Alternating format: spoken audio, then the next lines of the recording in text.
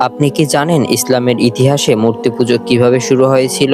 হাদিসে পাওয়া যায় হযরত নূহ আলাইহিসসালামের আগমনের পূর্বে সমাজে কিছু ভালো ব্যক্তি ছিল। তারা সব সময় আল্লাহর ইবাদত করত, কিন্তু সময়ের সাথে সাথে এই ভালো মানুষগুলো আস্তে আস্তে মারা গেল। এই সুযোগে শয়তান মানুষের রূপ ধরে আসলো আর সমাজের মানুষগুলোকে বলল, এই মানুষগুলো কতই ভালো ছিল, তোমাদের উচিত তাদের ছবি এঁকে রাখা, কারণ পরবর্তী প্রজন্ম যেন তাদের বিষয়ে জানতে পারে। এরপর যখন পরবর্তী প্রজন্ম আসলো, তখন শয়তান তাদেরকে বলল, শুধু কি ছবি বানিয়ে রাখতে হবে? তোমাদের উচিত তাদের মূর্তি তৈরি করা, যাতে মানুষ তাদেরকে শ্রদ্ধা করতে পারে।